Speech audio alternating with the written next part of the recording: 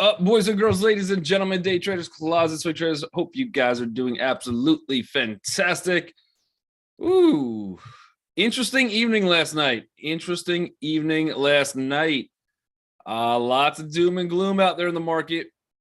A lot of negativity coming in on Netflix pre-earnings. Focus obviously was on subscribers more than anything else, and they were able to beat on earnings. They were able to beat on subscribers. Stock went crazy. So the question is, and we'll talk about Netflix, but the question becomes, is the economy really that bad? I don't know. We did see a pump pre-market or in the evening last night for the entire stock market. So let's pull up the SPY. We did see a little bit of a pump in the futures, but like every day, for some reason this week, the play, or probably the last 2 weeks, the play has been we sell all day, we close very bearish, the next day massive gap, then you sell that gap, and next day massive drop, and then just back and forth, back and forth. So that seems to be the environment that we're in right now in the SPY, but we will definitely run through these charts. In the meantime, we got you guys piling into the house. We got Albert, good morning. Alex, good morning. We got Bill, Brandon, Cedric's in the house. Good morning. Chad, Chris J is here. Daniel, what is happening, Daniel? Darian. Darian, did you understand what I was saying? Because you were asking about bonds, but I also don't. I was thinking about it this morning. I was like, maybe you meant the I bonds because that you can't get through the broker. So just shoot me a message if I was giving you the wrong things. But yeah, regular bonds would be through the broker. I bonds could only be through Treasury Direct. Fayaz, good morning. Jay, Jennifer, Jill's in the house. Joe, Jose, JT, Justin, Kevin. We got Kyle with us. Marcus, good morning. We got Matt R. My boy Michael Holtz in the house. We got Michael Stanley gracing us with his presence. We got Quantran. Sam is here. I'm not sure how to say this one. Or I'm going to guess how to say it, but it will definitely be wrong. Sud Harrison. How close was I to Sud Harrison? If I'm like in the 90 percentile, I think that's a win. I got Terrence. Good morning. Tony, good morning. Tanya. Tremaine is here with us. We got Will. We got you guys piling on in. Woo. Packed house. Oh, man. Oh, YouTube. We got the YouTube love coming in. We got Hector in YouTube. We got Cohen in YouTube. Raymond, Daniel, Ernesto. What is happening? You pronounced it great. I'm blushing now. I feel like you just buttering me up. I feel like you buttering me up right now. I don't know. Man, I don't know. Now I don't know if you're lying to me. There's no way that I know how to read. There's no way I know how to read. That's it. I mean, that's what my first grade teacher told me. I'll stick to that. So let's take a look at the markets. We are gapping down slightly. This is an inside day gap from where we opened to where we closed. Yes, it's inside. I technically from the close, this is a retest gap. We're not really breaking the wick as of right now. 367.44. That would be our low of the day break, somewhere in that zone. And we do have a untested VPOC somewhere around 366.56. So we do have a little bit of a retest. I believe toward the end of the day, let's just flip this to a 15-minute chart real quick. 15-minute chart, we did get some buying, right? So it doesn't look as happy times on the 15-minute chart, just because the end of the day there was buying. That should probably trap a couple bulls that did decide to buy at the end of the day. We also had not a lot of volume on that one candle. On this breakdown candle, that was a massive, just absolutely clobbered. This is a 15-minute chart. So 1, 2, 3, 4, 5, 6, 7, 8, 9, 10, and part of 11. So we'll call it 10 3/4 of activity during the day just wiped out in one candle. So that's pretty significant. This could just be a retest, and then we do clobber down. The way I think today goes, and we'll see what happens, but the way I think it goes today, I think we do get some kind of initial still selling early in the morning. But I would actually be looking for a buy the dip. Also, on the terms of just risk to reward, in terms of risk to reward, we have, if not saying it is, but if people think that the bottom is in at least for this year, that would put people in more of a camp to buy the dip as opposed to sell the dip. Again, economy wise, I don't think anything got fixed. I think the only thing that really gives us that cue, the one last factor, well, two things. One, we do have to survive earnings season. Watch out for Tesla tonight. We got Tesla. Everyone's going to be probably watching that one just to see, number one, how Tesla's doing, but also guidance on economy, supply chain, all of that stuff. Elon did say in, I believe it was one of his conferences, probably about a month and a half ago, that he did see the supply chain getting better. Does that mean it's actually good? And then the other thing for Tesla too is that you have reports at least coming out that they are that the demand is not there. Elon obviously would negate that, but I believe that they have more production of cars than they are currently selling. So if that does get backed up, that's going to be at least an indicator. So obviously Netflix they had more subscribers, but it is a lower priced item as well, right? So in a bad economy, maybe Netflix actually shows up as a winner as people do decide to cut whoever's out there still with cable and Xfinity or whatever the case. Maybe they just decide to start cutting that and just kind of settle for Netflix, and maybe Netflix could be a winner. But this would be probably one of the first earnings we see with at least consumer product that is a higher priced item. So I think the market, it will be very interesting to watch Tesla tonight. And again, it doesn't matter what Tesla does or anything like that. The real champion of the stock market would be Snapchat. So Snapchat, obviously we saw last time, for some reason, Snapchat had the ability to bring the entire market down, and that comes out on Thursday. Be careful of all the plays. I don't know why people look at Snapchat I mean, the size of it is nowhere close to anywhere of any other social media company, but I guess for advertising revenue spend and things like that, apparently killed the market last time. I'm not sure why, but tonight will definitely be Tesla. All eyes on that one. And again, that would be a bigger look for, I think, number one, higher priced items in the market, how the consumer confidence is on some of those things, if people are cutting back on some of the higher price tag items. And number two would be, is there still really a supply chain issue that could affect and continue to affect in a long run the CPI and how the Fed ends up raising rates? That will all tie into that too. But for right now, again, I'm not a huge fan that we are gapping below at least that previous pivot. This is now creating new lower lows. And again, I think in the early morning, we're probably looking at some type of sell-off. I would say too, again, looking for this 366.74 to really hold for me on the SPY. If we can get that area to hold, that is also an area I'd probably be looking for a bounce. I believe that would also technically be the full retest. We tested the high of yesterday, but we never really got into the retest there as well. So we'll see. I think, again, some panic sellers right at the open cause us to flush. And then I will be looking to buy the dip on this one potentially. We will see. And again, this type of market, all I could really do is look at the candles, look at the sentiment. It is an absolutely, like, on scale of difficulty to trade this environment out of like 1 to 10, 10 being the most difficult. We're probably about an 8. Probably go about an 8. Everything is so news-based. Everything is either the world is on fire or we're at the bottom at this point. And I honestly think nobody really knows where this market is going, let alone if somebody comes out and goes, yeah, 5 days from now, this is where we're at. I think it would be very, very difficult to forecast that. Matt says, what? China came out with news. Their housing market is melting. Yeah, but I came out with that news before China did. So I don't know. I don't know why that should be a surprise. They also delayed their earnings. Their like GDP numbers were supposed to come out Monday. I'm not sure what's happening with that. People cutting back on disappearing nudie photos. Look out below. I know. I mean, why wouldn't you want to advertise there? That would be the first place to advertise, I think. Also have your ads that you pay money for disappearing.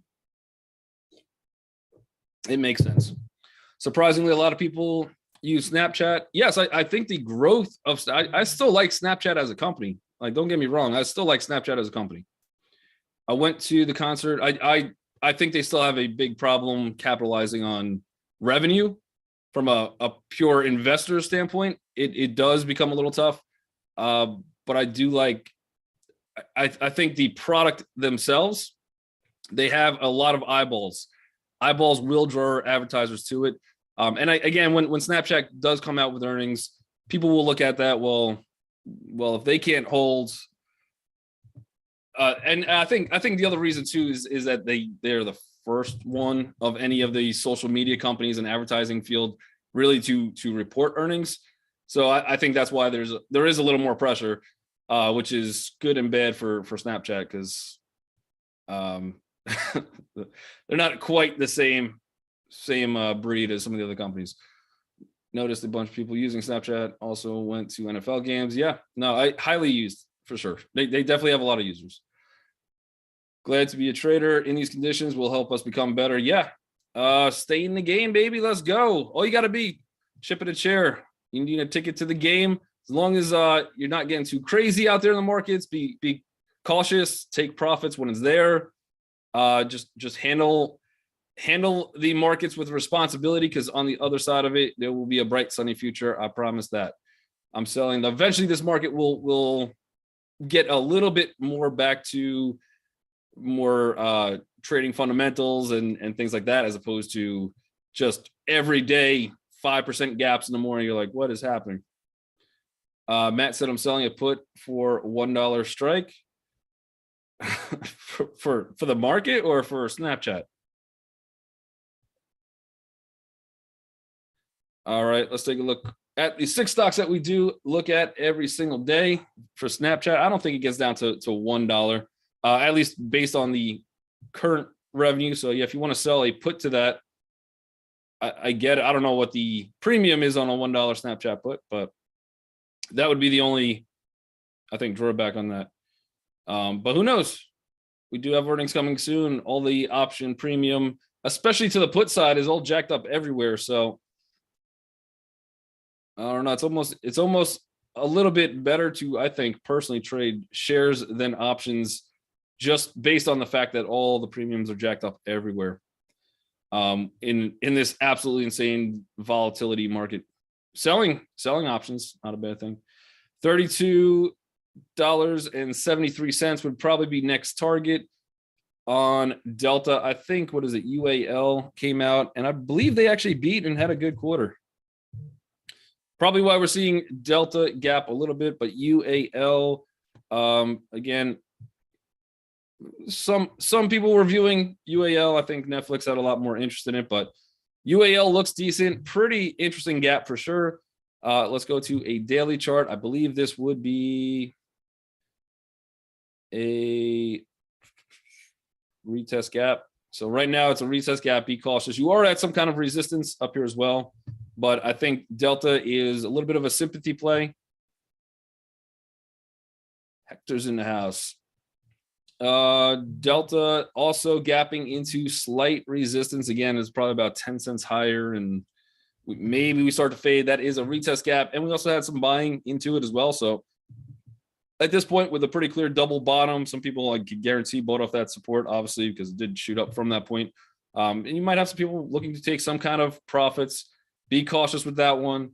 Amazon, again, Amazon looks very similar to SPY. I think honestly it's just moving a lot like the SPY at this point. So I don't really see anything too crazy. But as we start to get down into these slightly lower levels, we got 1, 2, 3, 4, 5, 6, 7, 8 VPOCs in this general area to potentially hold us up. It is a retest gap. So again, if you disagree, I think this is a buy the dip type day. I think we do get that dip. I think we should be looking to buy it. But if you disagree with that, and that's fine. That's how the market works. We need people to disagree. I would look for a short, maybe come back for that retest somewhere around 116.40 would be a much better spot to look for some kind of short. Let's take a look at Apple. Apple a little bit weaker. This one, I would have loved to see this one hang above this 142. You have a VPOC at 142.50, or actually that's 142.40, and then another one is rough same zone, 142.55. The fact that we're gapping below that We do have some VPOCs down here that could get retested.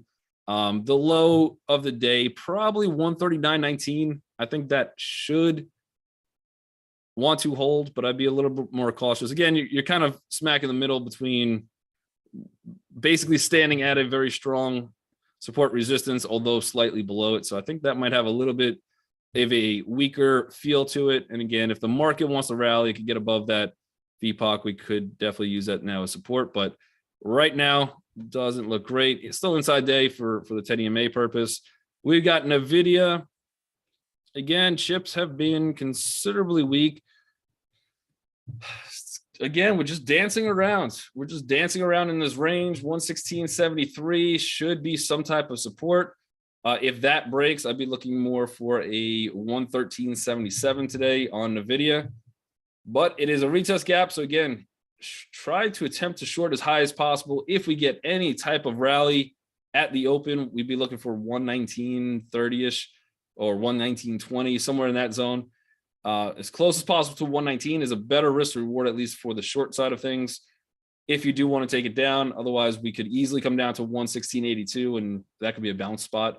So we'll have to see. We're still in a lot of that wick area from yesterday. So obviously we know that's the price action. At some point yesterday, the price got down to this 116.38 spot, and the bulls decided that was time to buy. So that was a retest. We're still living in that realm of where the bulls were interested last time. Could they be interested again? That's what I don't know. We'll have to figure that out. Another retest gap on AMD. I think pre-market, I thought it was a little bit lower than this when I looked earlier in the morning. I'm not sure. Maybe it did bounce.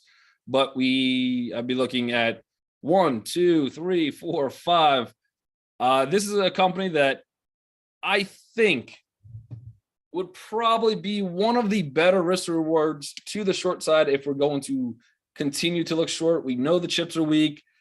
This is going to have a pretty massive resistance somewhere around this 57.68. So if we do bounce a little bit higher, even if we get a green candle, we could take a breakdown of it. That would be pretty fantastic. Decent looking setup.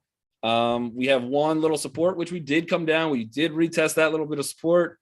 And that would be, since we already retested it, we could drop lower from here if the market does not want to bounce today, and it does sell. Otherwise, again, a little bit of a chop zone. We are in a 10 EMA.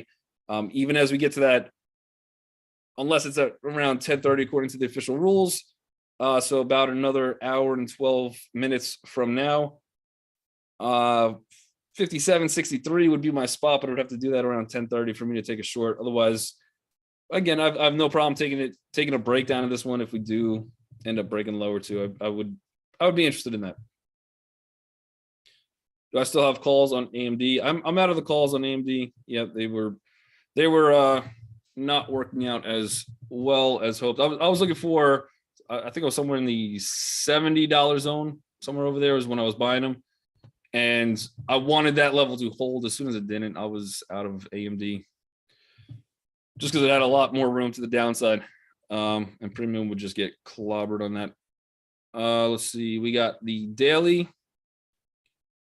chart for Tesla. These two lines, I drew these actually this morning. Jay says LUV looks good. It does look good. It does have a little bit of resistance up there. So if it could push a little bit higher, get some kind of momentum. I want to see a break, pull back, and then maybe we could take some kind of play on LUV, but I wanted to break that resistance first. Tesla, we have this line right here. So somewhere in the zone is about a 50% retrace. That's 216.98. I'll be watching that level for a bounce. That would be a decent level. We already got a bounce there yesterday. Again, it looks exactly like a lot of other things at this point. And do I think there's going to be that much volatility today in Tesla? Typically not. Let's just go back to maybe at open. Yes, maybe you could grab something out of open. But if we go back to, not in a video, let's go to Netflix, just see kind of how that intraday trading was prior to the earnings coming out. We'll go to a 5-minute, especially toward the end of the day. And yeah, kind of the market was flat, but we had a big move at open and just kind of fluttered around a little bit. I'm looking for another spot on Tesla if it gets down there to play into earnings. I think I'm going to take a stab on Tesla into the earnings today. I think I'm going to. Will it be a smart decision? Probably not. We'll see how it goes. I expect to lose. But in the off chance, just because they are down a lot, at least from, I still think Tesla in general overvalued. But if Netflix could report decent earnings, I think at this point, I mean, Netflix is definitely beat up a lot. And I think that if the bottom is in, which again, I don't know if I trust that it is or not, but if it is, we could get Tesla at a relatively good price. And again, probably the bottom for maybe this year, if anything, but not, I think we do have more continued selling pressure. But they also came out with those numbers already. Tesla is, I will say, Tesla's relatively transparent about this date. And we do have a good sentiment that the cars are producing a little bit more. I think they had some issues in the Germany factory. So there is a lot of things where I think potentially that's all maybe priced in to this extent. And if they could come out and still beat earnings or still do something positive in regards to anything, I think there could be a decent upside to this one. So if it gets down to, and I do own some shares of Tesla at this point, but if it gets down to like 209, I think that gives me a fairly good risk to reward. So 209 will be the spot. If somehow we drop down there, I'll probably be looking to buy, and I'll probably hold something into earnings to take a stab or get stabbed. That is some Shakespeare stuff right there. To be stabbed or to take a stab. Biden releases more oil from SPR. Yep. So we'll see what oil does based off of that. But obviously, the question is how much oil, because we know OPEC is cutting 2 million barrels a day. I don't know if Biden's able to. I don't know how long that's going to last. If anything, it's a short term thing. All right, Boeing is kind of flat. Let's take a look real quick at Netflix, since Netflix did have earnings. I'm sure a lot of people are going to be looking at it. The one thing on Netflix, let's pull up just some volume areas on Netflix that I was looking at earlier this morning. In terms of volume areas, we have legitimately nothing going on in this area. Nothing at all. So we're kind of in no man's land. That being said, and we could get a much higher target. I do own shares of Netflix. They're in the long term. I don't plan on selling. If I was in a trade on this one, though, if I was in a trade, I would probably take my profits at open. We already start to see some people. I think we got to close to 275, or we actually hit and maybe slightly beat 275 yesterday with the earnings. This is a big gap in a very uncertain market. This also did allow people, after some dips, even just some value buyers, you got some good double bottoms. You did make some higher lows. You did get some kind of a potential breakout down here, and it did give a lot of time for people to build out positions and get into this that could definitely be profitable at this open. Based on that, what I think would be a rational decision if I woke up today in this type of market. And again, I'm not selling. I'm still holding my shares, and I'm okay with it. Just retesting and even going lower, I'll buy more. I have no issues with that. But I think this one, if I was to get in, wait for it to drop back. I don't know how far it comes back, but if I could get it somewhere, even in the future, 251 might be an interesting spot. Some people might be considering, but I don't know if I want to go long right out of the gate on Netflix. I think let it drop a little bit. It is a gap and go. But again, even that gap and go, I mean, the question is who becomes trapped, right? So obviously anybody that did short or sold, if they sold, they're not trapped. But you still have a lot of buying coming here. You have good, decent volume coming in on this one. So you still had a little bit of a run up, pretty much from roughly 212-ish, 213, all the way up to 250. So that's about a $40 move already. They're profitable. They're going to tack on another $25. You're making $65 a share right now at open. I would probably take my profit. That's what I would probably do. Again, that being said, I'm not selling because it's in my long term. I'm just holding. I'm okay with no matter what happens, because long term, I'm not worried about today's move. I'm worried about where the price will be in the next 10 years. Any other stocks that we have? We got 4 more minutes. Any other gaps or anything interesting that you guys see out there in the markets? We could definitely take a look into. If we're looking at maybe 20 Ubers, kind of flat, hanging out inside day. Decent day on Netflix. I mean, on DraftKings yesterday. Again, even though it's a red candle, it's still made money. It's still technically leaned a little bit more bullish than bearish. You do have a good support somewhere around 1320. I'd be looking for that to hold. We're about 15 cents away. Apps, which has not done much of anything. It's $15. This thing used to be closer to what, $90 at some point.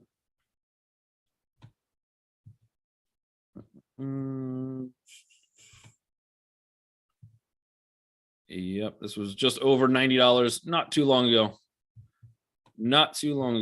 But doesn't look like it's really honestly been doing anything. Apps might be an interesting one to play Snapchat earnings, actually. Could be a little sympathy play on if somehow Snapchat says, okay, advertising on mobile directions is been good for us. You probably do see a sympathy pop on apps since it has beaten up a lot, and that is their industry. Carnival Cruise, just chilling, hanging out. Disney actually has a very interesting gap and go. So we do have the market pulling back. Disney, obviously a little bit of a sympathy play on Netflix, right? The subscriber growth of Netflix is going to cause Disney to get some kind of love. This one, again, slightly in between, a little bit of resistance. Anything above $100.95. Next stop becomes 102.50. And you have 106.24. If Netflix really gets going, I would also be watching Disney as sympathy play. That looks like a slightly better risk reward gap and go, more so than Netflix. But again, at open of Netflix fades, you probably see a little pressure there. But I think this is gapping. Earnings coming for Disney November 8th. So again, not a horrible place, at least for even some kind of risk reward. And we know that subscribers are out there. We know that they're there. Fastly, not doing anything. Rock says DraftKings. Jose wants to take a look at Visa.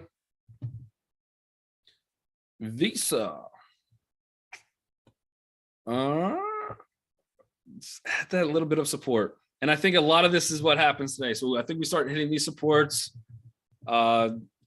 Usually that it's been if the pre-market is red, the day goes bullish. That seems to be the trend. If the market is bullish, it seems to be a sell-off all day. So I honestly think it's like whipsaw back and forth with the markets, but you do have a little bit of support coming in right now on Visa. We'll see if that wants to hold. Otherwise, the next spot to look to buy probably somewhere around this 183.98 zone. Unfortunately, we only got 8 seconds left for YouTube land. Make sure you guys hit the like, subscribe. I can't even talk. This is an exciting morning. This is going to be exciting. And check out all of our free content, reallifetrading.com, and advanced courses if you guys choose to want to learn more about the markets, or if you have not taken any of those classes yet.